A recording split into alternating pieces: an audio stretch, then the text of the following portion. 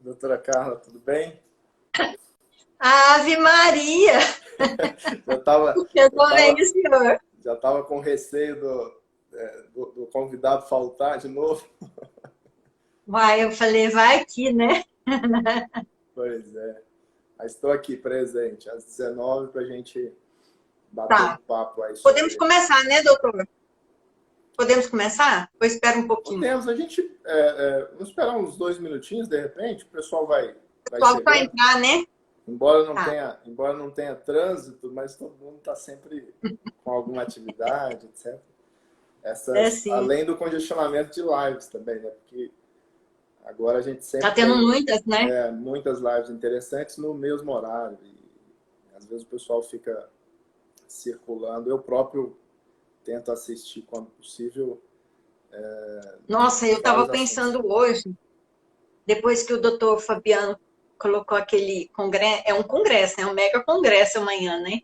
Sim, É, sim. você viu aquele que vai ser online, Eu né? faço parte do grupo Ágora também. O senhor faz? Faço parte também. Então, o que que eu vi, assim, a gente está tendo uma riqueza muito grande, né? De palestras, de É muito cursos interessante. com essa Covid-19, não é? Essa é uma Muito, muito, muito vamos dizer, mesmo. é um dos legados do momento, porque a gente, estando em casa e sem poder selecionar cursos fora, palestras, elas acabaram vindo até a gente, né? Então, Sim, essas transmissões ao vivo, exatamente. assim como esses É, congressos que começam a surgir, são bem interessantes. e o que a gente percebe, doutor, é que houve uma multiplicação, não é? Por causa da Sim, facilidade pelo online, né? sem sombra de Então, na dúvidas. verdade, a comunidade científica ganhou Exato, com essa, esse contingenciamento, né, das pessoas ficarem em casa. exato. Bom, vejo aí o pessoal está chegando, já temos aí a doutora Fernanda, o doutor Jerônimo, a Michele, o pessoal que foi chegando agora. Estou à disposição. Se a senhora quiser dar o start, porque Tá bom, vamos acaba sendo começar. muitos assuntos e eu tô me escolando nessas transmissões, porque Nas lives você o já sabe. tempo, pelo menos para mim, passa super rápido e acaba que Passa. de repente eu não consigo expor tudo aquilo que a gente planeja. Tá ótimo. Estou à disposição. Pessoal, muito boa noite, né? Nós vamos dar início hoje à nossa live em séries pelo Fórum de Saúde e Segurança do Trabalho do Estado de Goiás. Primeiro, nós queríamos dizer da nossa honra em receber o Dr. Kleber Salles, que é juiz do trabalho. Ele é bacharel em Direito pela PUC Goiás, juiz de trabalho desde 2002, professor, palestrante, autor de textos e obras jurídicas, ex-procurador do Estado de Goiás e ex-presidente da Matra 18. Doutor Kleber, seja muito bem-vindo, boa noite, eu passo a palavra ao senhor. Obrigado, doutora Carla. Eu gostaria de agradecer imensamente ao convite feito em nome do Fórum de Saúde e Segurança do Trabalho, mas gostaria de fazê-lo cumprimentando especialmente tanto a doutora Carla quanto o doutor Tiago, procurador do trabalho, que estão aí na liderança desse movimento, nesse exercício, e que engrandece a uma perspectiva que eu reputo talvez a fundamental em matéria de saúde e segurança do trabalho, que é a prevencionista, ou seja, precisamos estar atentos antes que os acontecimentos venham a ocorrer, exatamente para evitar os males que daí são inegáveis. Agradecer a presença de todos, como eu disse, há uma profusão aí de transmissões ao vivo ao mesmo tempo, mas já percebi algumas pessoas conhecidas, prestigiando, outros tantos que passamos a conhecer agora, e a ideia aqui é exatamente debater essa importância da prevenção no contexto do meio ambiente de trabalho rural, verificando situações cotidianas do ponto de vista de responsabilidade, do ponto de vista de prevenção e fiscalização do trabalho, nesse setor que eu costumo dizer que é um dos que mais demandam, o que tem mais carência de conhecimento das regras, exatamente muitas vezes pelo afastamento do empreendedor da informação, ele está muito focado ali na produção em si, na sua atividade propriamente dita, e esquece, às vezes, de buscar a informação fundamental para que se evitem problemas de ordem trabalhista, incluindo aí as chamadas indenizações. Então, o mote é prevenção. Vou tentar utilizar uma linguagem bem clara, bem tranquila, para que quem não for da área jurídica também possa acompanhar. A gente tem pessoas que não têm a formação jurídica, então, embora tentando passar informações também de ordem técnica para os colegas magistrados, advogados, estudantes que estão assistindo, vou usar uma linguagem para ser acessível também àqueles que não têm a formação jurídica. Então, é uma grande honra. Estou aqui à disposição do fórum para esclarecer as dúvidas que forem surgindo. Então, primeiramente, doutor, a gente gostaria de esclarecer, quero cumprimentar a todos que estão entrando, doutora Mirela Cobra, uma excelente ergonomista, e justamente para dizer da interdisciplinariedade das pessoas que passeiam, que andam pelo fórum, né? O fórum é Fórum de Saúde e Segurança do Trabalho do Estado de Goiás, é um espaço de discussão, de deliberação, com quase 60 instituições representadas. Nós temos uma riqueza enorme, que é justamente o multiprofissionalismo, né? Então, essa interação entre as disciplinas na busca de um bem maior, que é a vida, né, do trabalhador, a saúde e a segurança do trabalho. Bom, em primeiro lugar, doutor Kleber, nós gostaríamos de ver com o senhor sobre... Bom, nós sabemos que o meio ambiente do trabalho, na minha opinião, é tudo aquilo que diz respeito ao ser humano trabalhador. Foi a conclusão que eu cheguei depois de estudar. Ou seja, o meio ambiente do trabalho não é só o local de trabalho, não é só aquilo que a pessoa está fazendo, né? Não é só o trabalhador, não é só a organização, não é só as condições. É um todo, né? Tudo aquilo que diz respeito ao ser humano trabalhador, na minha opinião, é o meio ambiente do trabalho. Eu gostaria que o senhor ponderasse para nós, contextualizasse esse meio ambiente do trabalho na nossa Constituição Federal. Ok. Como a senhora pontua, de fato, o meio ambiente considerado no contexto trabalhista, ele não vai envolver apenas os locais físicos onde se desenvolvem essas atividades, eu diria até os locais físicos extramuros da empresa, como é o caso do trabalho remoto. Vai envolver, inclusive, aspectos psicológicos que, inclusive, têm gerado um adoecimento nesse aspecto de alta relevância nos últimos tempos. Mas, do ponto de vista constitucional, nós precisamos partir do artigo 1º da Constituição, que é o que estabelece os chamados fundamentos da República Federativa do Brasil, e dali extrair alguns valores ou alguns fundamentos dessa mesma República.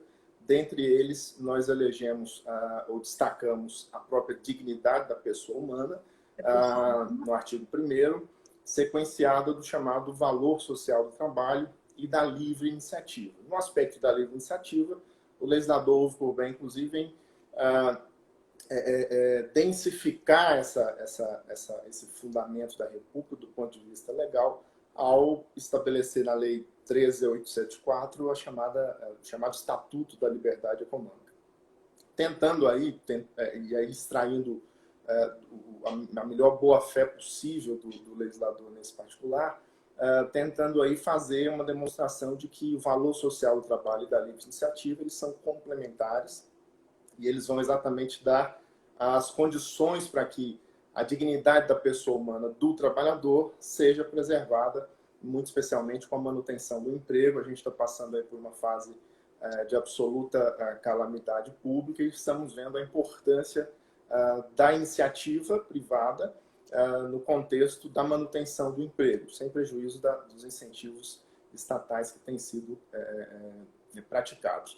Bom, então, partindo da dignidade da pessoa humana e do valor social do trabalho e da livre iniciativa, a gente chega ao próprio artigo 6º da Constituição Federal, então é um outro assento constitucional do direito ao trabalho, por consequência ao meio ambiente do trabalho, e ali catalogamos como direito social fundamental o próprio trabalho, entre moradia, entre saúde, entre educação, a de segurança, por exemplo, a gente identifica a figura do trabalho. E sequenciando, a gente entra no chamado rol dos direitos fundamentais trabalhistas, tantos deles ali de ordem material, alguns com algum questionamento podendo ser meramente formalmente constitucionais, mas o fato é que eles, na sequência do artigo 5º e do artigo 6º da Constituição Federal, formam um arcabouço de garantias do trabalhador no Estado brasileiro, que estariam, inclusive, salvaguardadas pela figura da chamada cláusula pétrea do artigo 60 da mesma Constituição Federal. E nesse artigo 7º, nós identificamos dois incisos que cuidam diretamente do meio ambiente do trabalho, que são exatamente os incisos 22 e 23. O primeiro vai dizer da necessidade da redução dos riscos nesse meio ambiente, ou seja, a tendência em relação ao risco é levá-lo a zero, é essa a mensagem constitucional, mas ao mesmo tempo numa espécie de, como a doutrina chama, de monetização do risco. O inciso 23 vai falar dos chamados adicionais de remuneração por trabalho arriscado, por trabalho perigoso, por trabalho também penoso, embora nessa última hipótese não tenhamos ainda uma regulamentação por lei, portanto, não há um adicional de remuneração previsto para quem trabalha, por incrível que pareça, em situação penosa. Há para periculosidade, há para insalubridade, mas não temos do ponto de vista da chamada penosidade.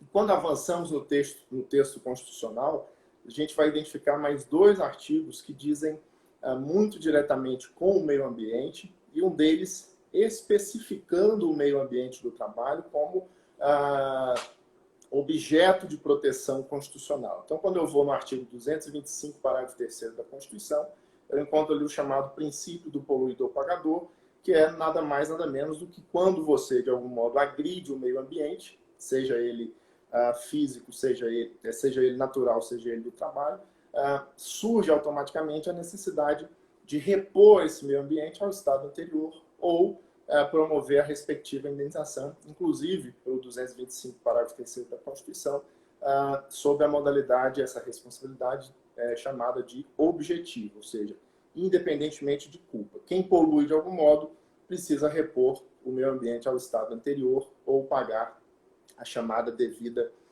indenização, observada inclusive pelo princípio da restituto íntegro, ou seja, eu posso nessa indenização incluir não só a destruição de uma obra ou a reconstrução de outra, ou a indenização por danos morais coletivos que tenham gerado, inclusive obrigações de ordem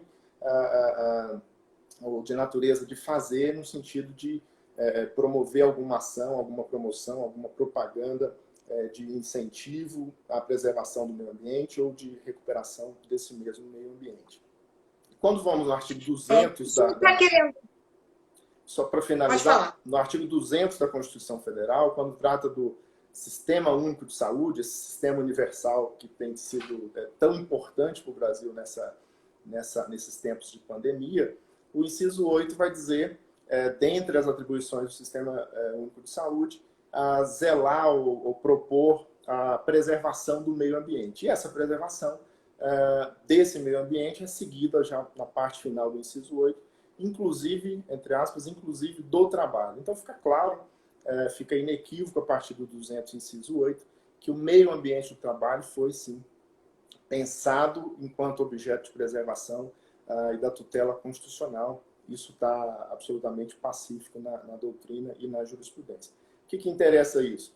Exatamente para a gente partir de um manancial constitucional que vai repercutir em situações práticas muito evidentes no dia a dia do empregador e do trabalhador, como, por exemplo, os critérios de indenização, a impossibilidade ou a vedação a tratamentos discriminatórios, a necessidade de preservar a chamada rigidez desse meio ambiente do trabalho, todas essas obrigações e consequências extraídas, num primeiro momento, da própria Constituição Federal. E, na sequência, a chamada legislação infraconstitucional complementando essas normas de ordem constitucional.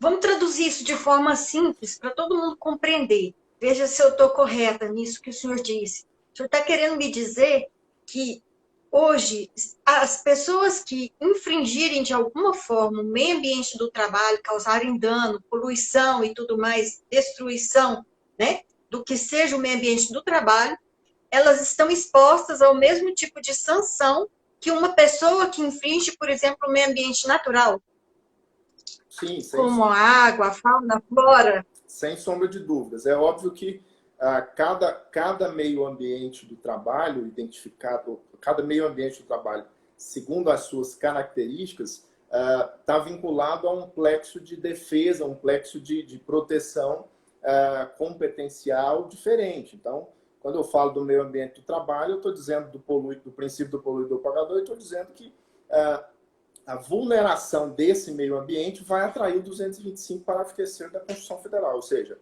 uma responsabilidade, o empregador que degrada o meio ambiente, ele responde objetivamente por aquela degradação, independentemente de culpa. Então, inclusive, para essa degradação ocorrer, ou exemplos dessa degradação, muitas vezes passam necessariamente por atitudes que nós podemos chamar de dolosas do empregador.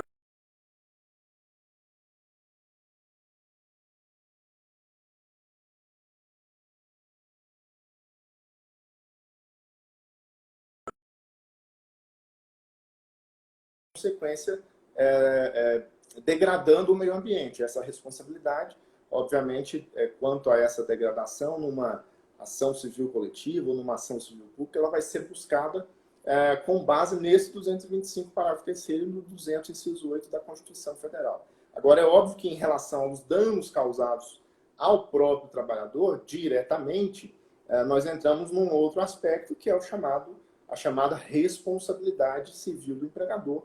E aí, ora, nós teremos situações de responsabilidade subjetiva, ora, de responsabilidade objetiva, podemos tratar disso um pouco adiante. Tá. Doutor Kleber, o que eu posso entender por meio ambiente do trabalho ecologicamente equilibrado, né? Que é algo que está previsto justamente no artigo 225 da Constituição Federal que o senhor citou. Então, vamos traduzir isso, já que a gente está falando do meio rural, do meio ambiente do trabalho rural, né? Certo. O que significa meio ambiente do trabalho ecologicamente equilibrado no meio rural? Bom, a Lei 8.213 de 91, ela estabelece, artigo 19, parágrafos 1º ou 2º, salvo engano, que são obrigações do empregador, tanto promover os meios de saúde e segurança, quanto orientar e fiscalizar essas mesmas circunstâncias. Da mesma forma que a consolidação das leis do trabalho também prevê.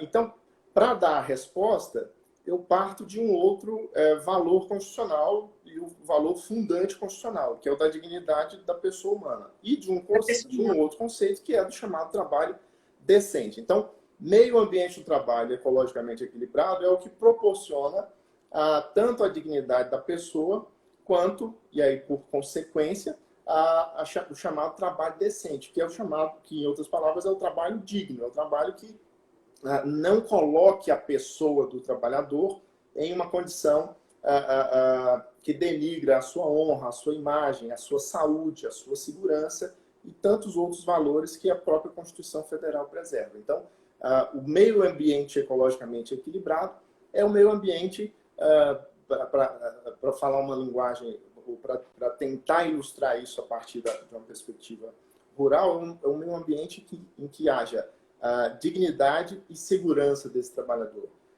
Contra-exemplos, né, ou contra-práticas de indignidade.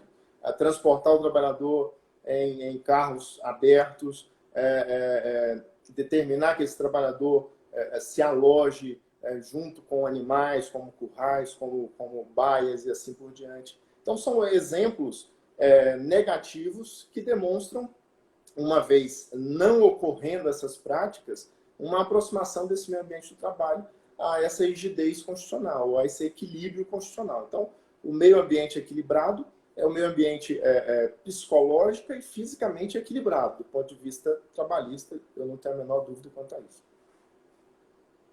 No plano infraconstitucional, quais são as principais normas que o senhor poderia destacar que regula o trabalho, esse trabalho no campo e principalmente os cuidados com a saúde e a segurança do trabalho? Bom, nós temos a consolidação das leis do trabalho enquanto um diploma geral, né, do trabalho no Brasil, mas algumas leis especiais. E no âmbito rural, nós temos uma lei específica, a 5889 de 1973, que vai tratar exatamente ou da regulação do trabalho no campo. E essa lei estabelece que naquilo que não conflite com ela própria, ou seja, com a legislação especial, nós podemos nos valer da consolidação das leis do trabalho, que por sua vez diz que não se aplica ao rural, ou seja, a CLT diz que ela própria não se aplica ao rural, como fator excludente. Mas a lei 5889, que é posterior, de 73, é lei especial, ela diz, aplica-se ao trabalho rural a CLT, naquilo que não conflitar com as minhas regras especiais, eu digo, da lei 5889 de 73. Então, nós temos a aplicação residual ou aplicação supletiva da CLT, para além da Lei 5889 de 73. Temos a aplicação também supletiva, por exemplo, da Lei 605 de 1949, que é a chamada Lei do Repouso Semanal Remunerado. Temos a aplicação também supletiva ou residual da chamada Lei da Gratificação Natalina, do 13º salário. É uma lei ainda de 1950, mas que também se aplica subsidiariamente ou supletivamente ao meio rural, ao trabalho no meio rural. E, além disso, nós temos como fator de bastante importância prática normas regulamentadoras que são emanadas do antigo Ministério do Trabalho, hoje Secretaria Especial, né, do Trabalho, dentro do Ministério da Economia, e muito especialmente nós temos aí a aplicação indireta da NR15, a NR16, quando eu falo de adicional de insalubridade, de periculosidade, mas a NR específica, ou que trata especialmente do campo, do trabalho no campo, é a NR31, hoje da Secretaria do Trabalho dentro do Ministério da Economia. E essa NR31 vai catalogar, talvez a gente não tenha tempo para esmiuçar o que ela traz. Me parece até que a live da terça-feira, o objeto seria esse, né, doutora? A gente poderia, de repente, programar outra coisa mais específica, mas é importante pontuar que essa NR é que traz o parâmetro do meio ambiente do trabalho rural, ou seja, quais são os elementos que deverão ser observados, os preceitos que deverão ser observados pelo empregador rural, para que esse meio ambiente atenda àquela pergunta anterior, ou seja, esteja equilibrado para manter ali a atividade de trabalhadores. E no outro aspecto, eu diria mais atual, do momento, da hora, nós temos as medidas provisórias 927 e a 936, que tratam da chamada legislação de emergência, né, em decorrência da Covid-19, dessa pandemia que vivenciamos, e elas se aplicam também ao meio ambiente, aos contratos de trabalho rurais, tanto a 927 quanto a 936. A 936, porque ela no artigo 3º exclui algumas categorias, diz, não se aplica a disciplina dessa medida provisória a servidores públicos, empregados públicos e etc.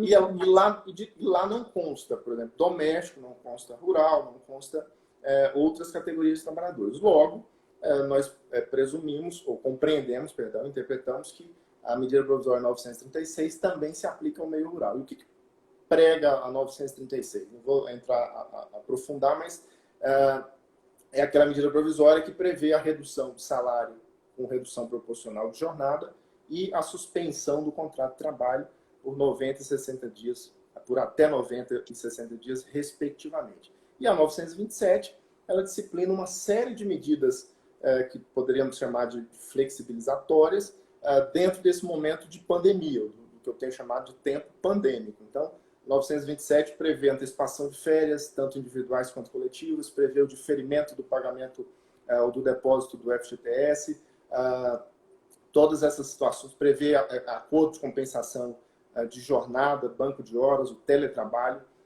tudo isso num contexto de aproximação, inclusive, do empregado, do empregador, dentro de uma perspectiva de acordos individuais. Então, tudo isso se aplica ao meio rural? Sim, porque o meio rural também, muito embora se propague a ideia de que o produtor rural não está sofrendo os efeitos da pandemia, mas eu tenho visto matérias no sentido de que sofre sim, tanto do ponto de vista do escoamento, do ponto de vista dos riscos dos trabalhadores e do adoecimento, ou seja, um absenteísmo aí natural. Se a gente está vivendo uma pandemia, todos estão sujeitos a esse adoecimento. Logo, em todas as áreas há um possível efeito negativo, inclusive no chamado agronegócio, no chamado meio rural. Então, basicamente, seriam isso. Lei 5589, CLT, medidas provisórias, eventualmente, leis esparsas, e a NR 31, como fatores, ou como corpo normativo principal do chamado contrato de trabalho rural. O senhor acabou de nos dizer que a MP 927 a 936, elas são aplicáveis ao trabalho rural. É a minha compreensão. E nós vimos, né, em várias manchetes, nós temos visto, que dizendo que o Supremo, né, teria reconhecido o Covid-19 como uma possível doença ocupacional. Então, eu quero fazer duas perguntas para o senhor em cima dessa afirmativa que está constando nas manchetes. O senhor entende que é essa mesma a decisão do Supremo, né? Essa interpretação está correta? E gostaria que o senhor também analisasse um trabalhador rural, né, que hoje possa estar contaminado pela Covid-19 e qual pode ser o desdobramento disso? Bom, essa pergunta é muito importante porque a gente está vivendo uma fase, eu digo que as lives dão tempo de quem se dispõe a expor alguma coisa explicar, mas muitas vezes a manchete nem se propõe a isso. Então, a gente corre o risco hoje, temos todos corrido o risco de uma intoxicação de informação. Dia desse eu ouvi um termo, confesso que não me recordo onde, mas seria mais ou menos uma intoxicação de informação que geraria aí uma espécie de neologismo, uma intoxicação, algo mais ou menos assim.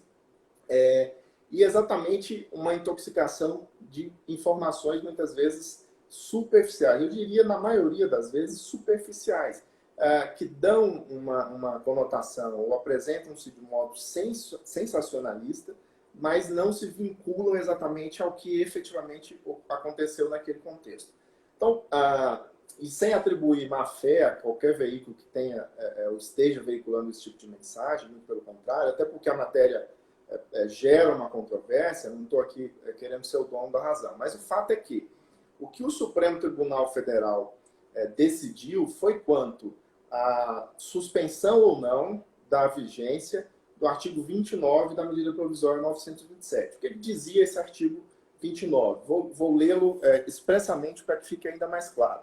Os casos de contaminação pelo coronavírus, Covid-19, não serão considerados ocupacionais, exceto mediante comprovação de nexo causal. Então, a análise que o Supremo Tribunal Federal fez, e aí palavras do ministro Alexandre de Moraes, que puxou a divergência que acabou prevalecendo, no sentido de que essa afirmação legal, ou essa previsão legal, né, ainda que em medida provisória, num contexto em que os profissionais da saúde estão sendo tidos até como heróis nacionais e internacionais, eu diria, pelo enfrentamento da pandemia, seria uma mensagem absolutamente desestimulante, para dizer o mínimo, manter uma afirmação negativa de algo que, na prática, pode ocorrer. Então, mesmo com o artigo 29 da medida provisória, ele dizia lá no final, salvo comprovação. Mas, ao dizer salvo comprovação, aumentaria a interpretação, a chance da interpretação de que o ônus da prova, inclusive, fosse do trabalhador. Então, alguns ministros do Supremo utilizaram a expressão. Mantido o artigo 29 da medida provisória, nós teríamos uma prova diabólica, ou seja, uma prova difícil demais para o trabalhador, enquanto, a rigor, muitos podem adoecer exatamente no combate a essa doença. Mas o fato é que, ao retirar a vigência do artigo 29, o Supremo Tribunal Federal não afirma automaticamente que a infecção pelo coronavírus, ou seja, gerando a Covid-19, por si só, configura doença ocupacional. O que ele abre é uma margem interpretativa mais tranquila, eu diria, para que nós possamos, numa leitura de nexo causal, ou até assistindo o professor Sebastião Geraldo numa live dia desse, ele falou, de repente, nós podemos ter aqui até caminhar para o reconhecimento de uma doença profissional. Se estou falando da infecção pelo coronavírus, por um enfermeiro, por um médico, ou seja, alguém que esteja ali na linha de frente, o chamado profissional da saúde. Mas para se caracterizar como doença profissional, eu preciso que ela esteja naquela lista do próprio Ministério. Embora, se o nexo tiver demonstrado, se as evidências forem nesse sentido, essa doença vai sim ser reconhecida como ocupacional. E é importante notar que o Supremo afasta o artigo 29, ou seja, em tutela cautelar de controle objetivo de constitucionalidade, ele retira do mundo jurídico o artigo 29, mas mantém um outro dispositivo da Lei 8.213, que diz que doenças decorrentes de endemias não são consideradas doenças do trabalho. Então, esse dispositivo persiste lá.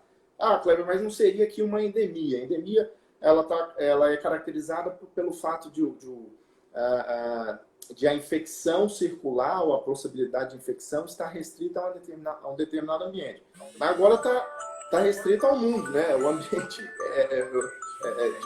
passível de contaminação simplesmente coincide com praticamente todos os países do mundo. Então, há uma grande chance ou alguma grande relevância na interpretação de que a Lei 8.213 também veda a configuração. Mas a própria Lei 8.213 diz, salvo se comprovado o nexo, ou seja, se comprovar que foi sim em decorrência. E eu diria que a facilidade de comprovar que um enfermeiro se contaminou dentro de um hospital e não no ônibus que ele estava tomando para vir do hospital é muito grande, afastado do artigo 29, porque agora eu não tenho uma possível inversão, inclusive, de ônus, eu não tenho uma possível interpretação no sentido de o ônus necessariamente ser do trabalhador. Agora, o hospital, por exemplo, pode se livrar dessa caracterização, eu digo para fins de responsabilidade civil, ele pode demonstrar, inclusive, que o contrato de trabalho desse enfermeiro, dessa enfermeira, desse médico, dessa médica, estava suspenso nos moldes da medida provisória 936. Ora, se estava suspenso e a infecção se deu e o contexto de incubação reconhecido pela OMS de 2 semanas, 14 dias, enfim, 15 dias, a coisa não fecha, não bate. Ou seja, demonstra-se que não há condições de a infecção ter ocorrido dentro do meio ambiente de trabalho. Nexo quebrado, não há doença ocupacional e não gera, portanto, nem os efeitos previdenciários, tampouco os efeitos responsabilizatórios. Então, resumindo, eu diria que a manchete de que o Supremo Tribunal Federal reconheceu a Covid-19 como doença ocupacional, ela é falsa. Ela é completamente falsa, porque eu preciso contextualizar. Ora, o trabalhador rural que contrai a Covid-19, eu vou presumir que seja doença ocupacional? É absoluto. Eu li alguns artigos sobre isso, algumas manifestações, dizem lá, a empregada doméstica, por exemplo, ela estaria com essa presunção, depois da decisão do Supremo, de que contrair o vírus o fez na casa dos patrões se alguém lá tiver adoecido. Mas se for o contrário, se for a empregada doméstica ter ela contraído antes o vírus e ingressado na casa dos patrões já nessa condição.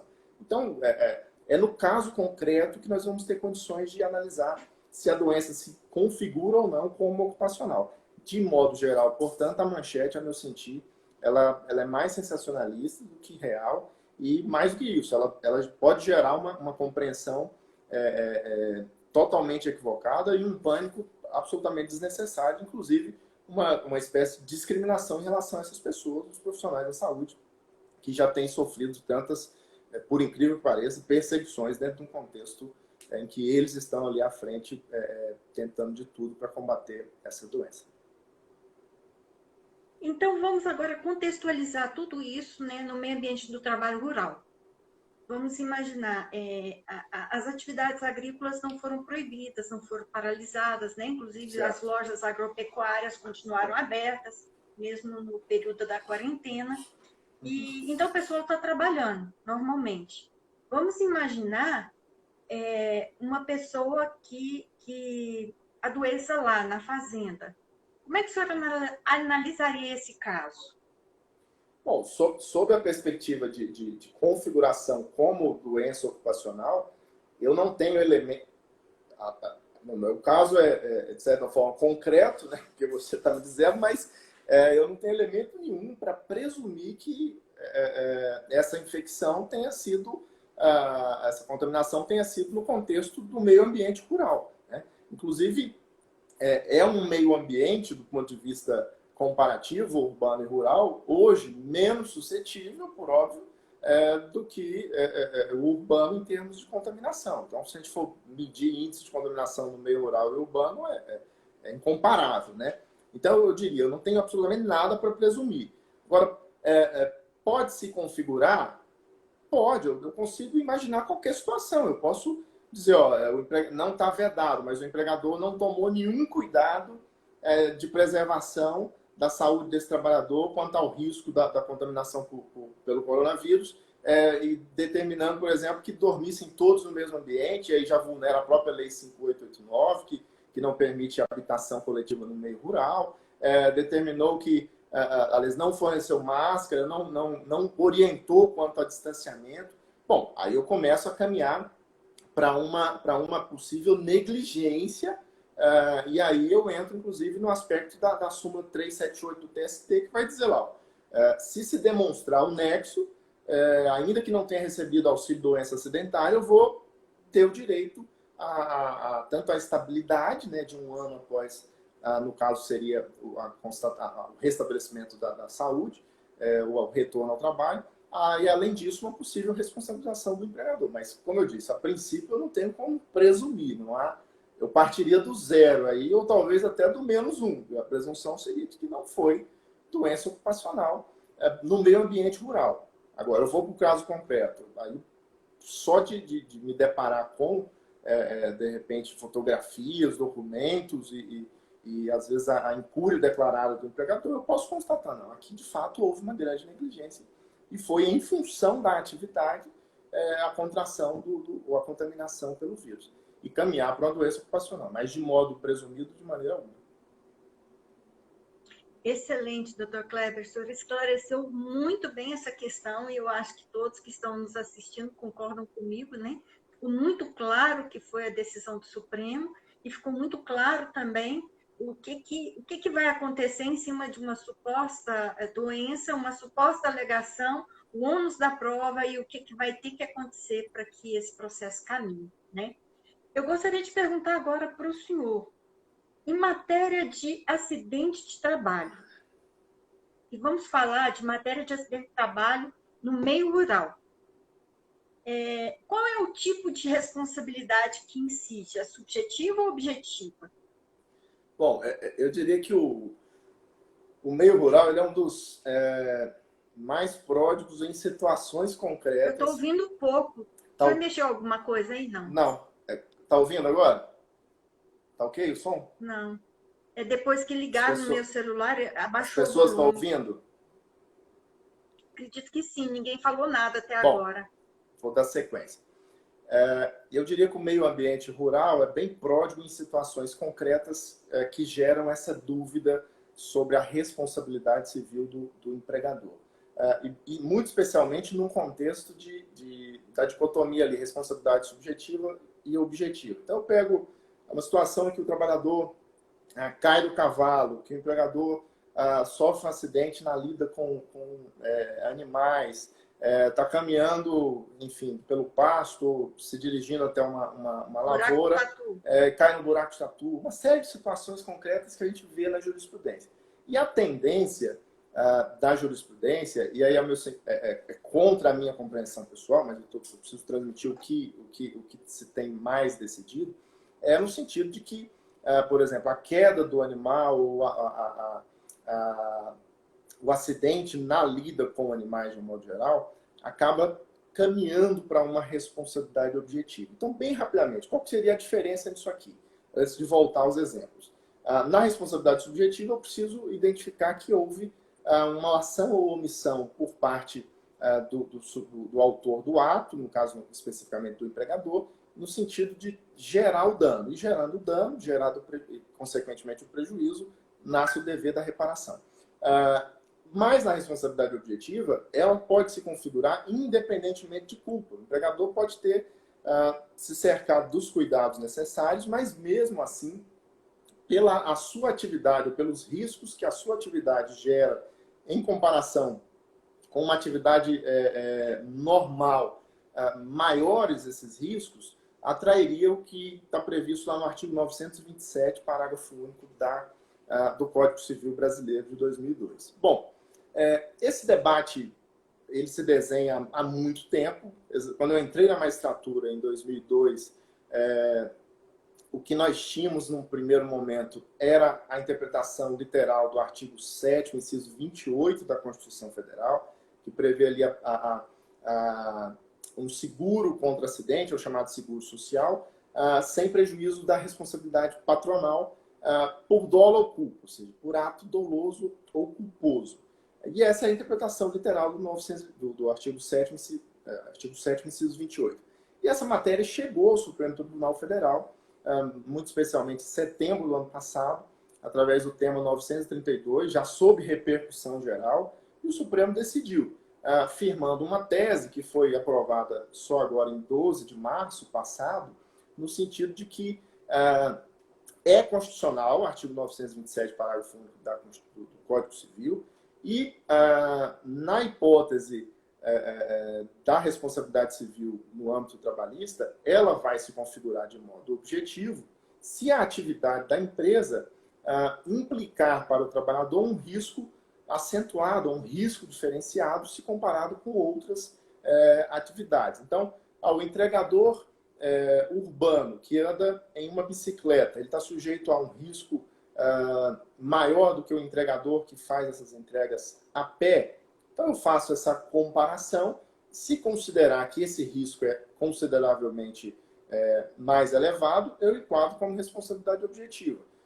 Caminhar a pé no pasto é mais ou menos arriscado do que montar em um animal. Aí, assim, eu diria, até por vivência prática, que dá na mesma. Agora, se esse animal não foi treinado, não é adestrado, se esse animal já é, como se diz na roça, cestroso, né? Se é um animal que assusta fácil, que é um animal que realmente poucos querem até se aproximar, aí o empregador começa a se colocar numa condição de oferecer mais riscos para esse empregado. Mas mesmo assim, respeitando o entendimento que é prevalecente, a meu sentir, quando o empregador age dessa forma, ele está, na verdade, negligenciando. E se ele está negligenciando, eu encontro nessa atitude elementos suficientes para reconhecer uma responsabilidade de natureza subjetiva. Nem preciso ir à responsabilidade objetiva. Mas o fato é que o entendimento prevalecente no Supremo Tribunal Federal, por maioria, foi no sentido da constitucionalidade do 927, parágrafo único, e nos casos previstos em lei, exemplo, transporte, podemos falar disso mais adiante um pouco, ou situações em que gere mais riscos do que naturalmente geram outras atividades, esse empregador atrai a responsabilidade chamada objetiva.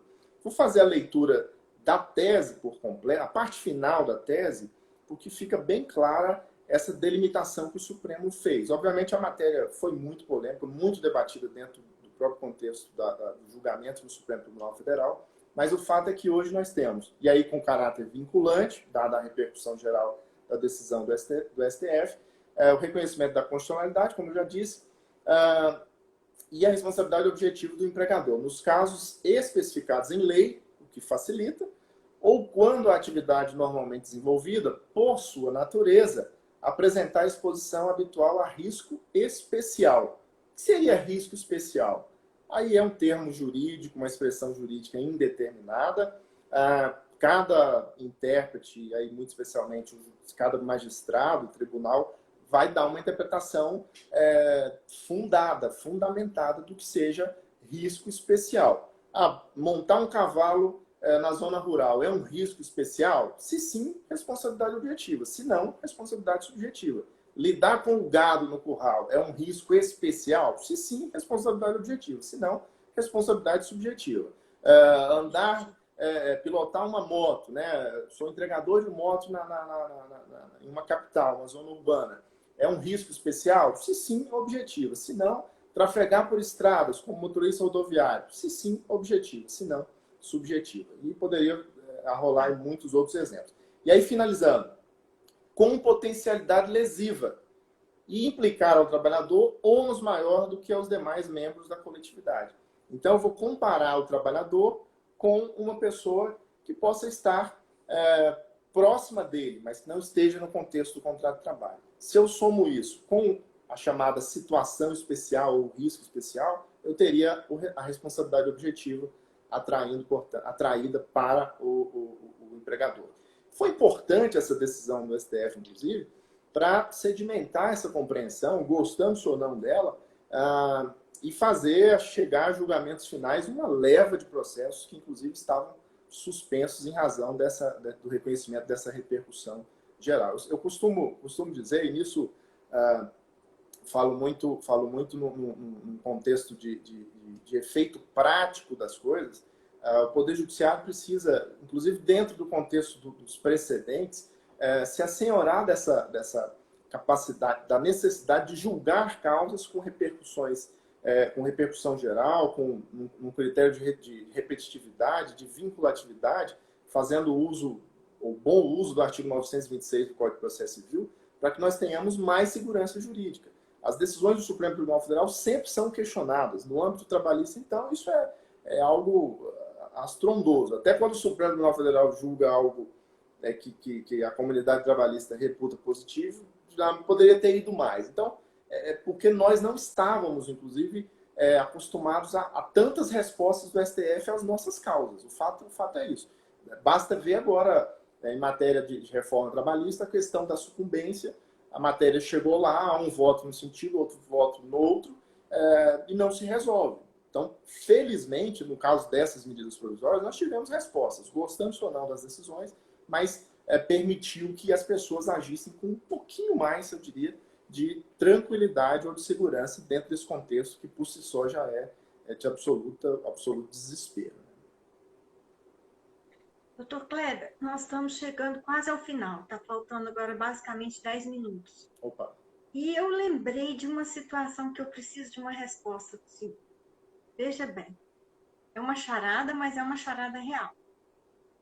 O senhor disse que nós começamos lá no início de que o meio ambiente natural ele se equipara ao meio ambiente do trabalho para fins de punição e tudo mais do poluidor que degrada. Agora eu vou dar uma situação para o senhor. Certo. Há uma fazenda e tem onça. Se alguém matar essa onça, porque ela pode matar um trabalhador que esteja ali andando a cavalo e tudo, isso é crime? Bom, eu confesso que a gente vai entrar a gente vai bifurcar dois terrenos. Um deles eu tenho alguma experiência, que é o trabalhista, e o outro é criminal. E eu tenho, enfim, conhecimento como qualquer jurista precisa ter, mas não sou especialista. Mais do que eu me recordo, do ponto de vista da teoria do crime e das chamadas causas de exclusão de punibilidade, a legítima defesa própria de terceiro é uma delas. E essa legítima defesa, ela pode se desencadear tanto em relação a pessoas quanto em relação a animais. Isso não tem a menor sombra de dúvidas. O que justifica a legítima defesa é fazer cessar a ameaça, né, ou cessar o risco, inclusive utilizando os meios necessários, porém comedidos para tanto. Eu não vou cessar a violência e disparar a arma por completo em quem, ou na própria onça, no exemplo que a senhora deu. Mas quem está no campo, de algum modo, e visualiza um animal selvagem com potencial de ataque, ele pode, inclusive, tomar como primeira medida tentar se afastar. Mas eu confesso que se alguém está, especialmente autorizadamente armado, se depara com um animal tão belo quanto feroz como é uma onça, a meu sentir, eu não veria nenhuma possibilidade de a persecução penal chegar à condenação desse trabalhador. E do ponto de vista trabalhista, tampouco. Não viria aí ato de improbidade ou nada que pudesse levar à justa causa. Obviamente, num contexto em que houvesse a demonstração de que houve a visualização, houve o fator surpresa, inclusive que não havia outra possibilidade. Então, por exemplo, se os trabalhadores estão andando dentro de um veículo fechado, na estrada, parou para matar a onça, é óbvio que isso não é legítima defesa de absolutamente ninguém, é um crime ambiental e pode gerar tanto a condenação na ordem criminal, administrativa, tem multa também, quanto a uma possível dispensa por justa causa. Tá? Eu gostaria, doutora Carla, se fosse possível, só fazer uma pontuação de um outro aspecto, também muito relevante para o meio rural, relacionado ao chamado transporte. Então, nós tivemos aquela alteração na chamada reforma trabalhista, revogando o dispositivo 58, parágrafo 2º da CLT, e com isso dando a compreensão prevalecente, inclusive, de que não há mais horas em Tinder, mesmo para a zona rural, mas há algo que veio na chamada medida provisória do contrato verde-amarelo, a 905, que vigorou até o último dia 20 de abril, quando foi revogada pela medida provisória 955, que era intrigante. Lá dizia o seguinte: não se considera acidente de trabalho aquele ocorrido no percurso, ou seja, entre a casa e o trabalho e vice-versa, né?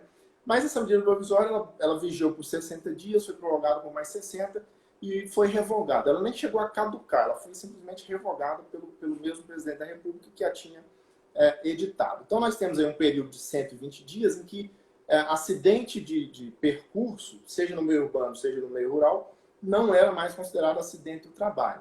E agora voltou a ser, ou seja, a vigência da Lei 8.213 é retomada, a eficácia desse dispositivo que faz essa equiparação ao acidente de trabalho, o chamado acidente de percurso, é retomada e as coisas ficam reguladas pela medida provisória durante esses 120 dias, salvo se o Congresso editar um decreto regulamentar dizendo de modo oposto, mas não fará isso, nunca fez em medida provisória nenhuma que eu tenha notícia, não será agora. E agora volta a vigorar o 8.213. Mas eu queria chamar a atenção que, no aspecto da responsabilidade civil do empregador, seja ele urbano e aqui no nosso caso mais especificamente rural, a medida provisória 905 não alterava cenário nenhum.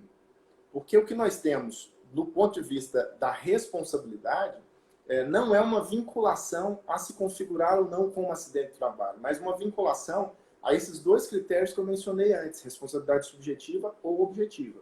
E quando o empregador, aí são duas hipóteses, se o trabalhador vai para o trabalho usando veículo próprio ou transporte chamado público, o empregador não tem, a princípio, qualquer responsabilidade por eventuais danos ocorridos durante esse percurso. Agora, configura-se acidente de trabalho para fins previdenciários. Esse trabalhador percebe o auxílio-doença acidentário, lá o Código 91 da Lei 8.213 e o decreto regulamentar, e também se assegura da chamada garantia de emprego, por até 18 meses após voltar ou cessar o benefício previdenciário. Mas, do ponto de vista da responsabilidade, quando o empregador fornece o transporte, ele atrai para si uma responsabilidade de natureza objetiva, por força do artigo 734 e 735 do Código Civil. Porque nós temos aí o quê? Uma inclusão dentro do contrato de trabalho do contrato de transporte. E no contrato de transporte a responsabilidade é objetiva. Então, resumindo, mesmo acabando horas em Tinder, mesmo a 905 tendo por 120 dias dito que acidente de percurso não era acidente de trabalho, se o empregador tivesse fornecido o transporte e ocorrido um acidente com dano ao trabalhador, poderia gerar, sim, a sua responsabilidade pela reparação desses respectivos danos. Entendi. Doutor Kleber, nós queremos agradecer imensamente, né, por essa aula maravilhosa que o senhor nos deu. Queria reportar a entrada agora do Dr. Begales, e a doutora Cleusa fez um comentário sobre aquela questão da onça, né? Ela disse que teria que chamar o órgão de captura, né, para soltar no corredor ambiental. Enfim, Não, são sim, várias as perspectivas. quando dá tempo, né? Mas eu tentei caminhar. O problema é esse, na né? minha frente, É isso aí. Mas olha, nós queremos agradecer muito a presença do senhor, tá? Agradecer aos seus conhecimentos, por compartilhar seus conhecimentos conosco, né? E agradecer a presença de todos que estão nos assistindo, que estão nos acompanhando, e convidar a todos para que a gente continue juntos, né? Porque as lives do Fórum de Saúde e Segurança do Trabalho vão acontecer toda terça e quinta, às 7 horas da noite. E a nossa próxima live vai ser sobre a psicologia social e o mundo do trabalho. Então, já convido o senhor para nos acompanhar também. Sim, certamente. Tá? Muito obrigada mesmo. E a gente vai querer voltar a falar com o senhor. Tá Eu que agradeço. E agora, vendo aqui um pouco as mensagens, cumprimento especialmente o doutor Ortiz, o meu amigo Rodrigo Dias, juiz do trabalho, a minha sobrinha Keren, a Fernanda Ferreira, que entrou mais cedo, uma série de pessoas conhecidas. Um grande abraço. Vamos seguir, quem puder, em casa, para evitar qualquer complicação. E nos vemos aí numa live próxima qualquer. Ou, quando voltar tudo ao normal, presencialmente, que é o que todos desejamos. Muito obrigado pelo convite. Tá bom. Muito obrigada, tá? Muito obrigada. Obrigado, doutora. Até mais.